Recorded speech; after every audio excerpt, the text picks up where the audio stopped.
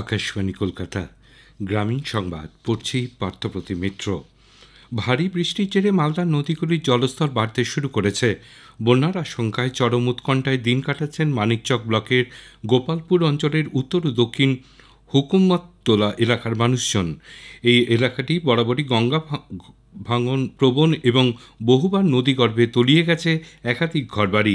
বর্তমানে যেভাবে রাস্তায় কাটা অংশ দিয়ে জল ঢুকছে তাতে আগামী 2-3 দিনের মধ্যেই উত্তর ও দক্ষিণ হুকুমততলা বানভাসী হওয়ার আশঙ্কা তৈরি হয়েছে। সেচ দপ্তরের পক্ষ থেকে তড়িঘড়ি বালির বস্তা ফেলে জল আটকানোর চেষ্টা করা হলেও তা কার্যকর হয়নি বলে এলাকাবাসীরা দাবি জানিয়েছেন। মুর্শিদাবাদের ডোমকল মহকুমা জুড়ে আমন ধান রোপণের মরশুমে সারের কালোবাজারি শুরু হয়েছে। ইউরিয়া, ফসফেট, পটাশ, সালফেট প্রায় সব ধরনের সার ও কীটনাশকের ক্ষেত্রেই মিলছে একই অভিযোগ। সারের কালোবাজারি ব্যাপকভাবে শুরু হলেও কৃষি দপ্তরের তেমন নজরদারি নেই বলে কৃষকরা অভিযোগ করেছেন। শিলিগুড়ি সংলগ্ন নিউ জলপাইগুড়ি স্টেশন থেকে পুলিশ 56 জন যুবতীকে গতকাল উদ্ধার করেছে। পাটনাগামী ক্যাপিটাল এক্সপ্রেস থেকে ওই যুবতীদের উদ্ধার করে জিআরপি ও আরপিএফ এর যৌথ দল। উদ্ধার হওয়া যুবতীদের পরিবারের হাতে তুলে দেওয়া হয়। পুলিশ জানিয়েছে, আইফোন কোম্পানিতে কাজের টোপ দিয়ে উত্তরবঙ্গের জলপাইগুড়ি, কোচবিহার, আলিপুরদুয়ার এবং ডুয়ার্সের এই 56 জন যুবতীকে নিয়ে যাওয়া হচ্ছিল বিহার, অথচ এদের ব্যাঙ্গালোরে কাজের জন্য নিয়ে যাওয়ার কথা ছিল। সোমবার রাত 9টা নাগাদ নিউ জলপাইগুড়ি স্টেশনে জিআরপি এবং আরপিএফ ট্রেন তল্লাশি চালানোর সময় ওই যুবতীদের জিজ্ঞাসাবাদ শুরু করে। এরপরেই ওই যুবতীরা জানায়, কলকাতার বাসিন্দা জিতেন্দ্র পাসওয়ান এবং শিলিগুড়ির চন্দ্রিকা তাদের নিয়ে যাচ্ছেন।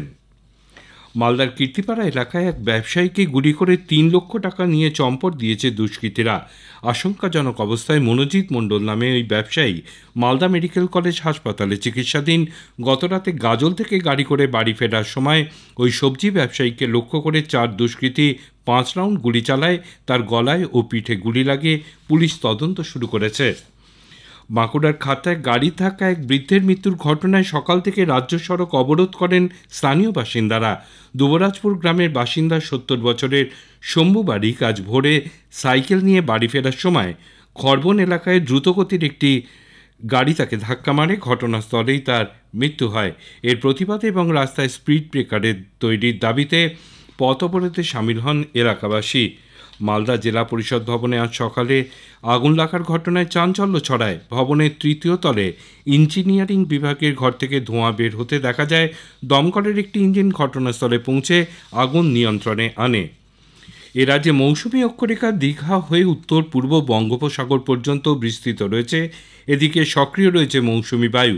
এর ফলে আজ দক্ষিণবঙ্গের উত্তর ও দক্ষিণ 24 পরগনা, 2 মেদিনীপুর ও ঝাড়গ্রাম জেলায় বিক্ষিপ্তভাবে হালকা থেকে মাঝারি বৃষ্টির সম্ভাবনা।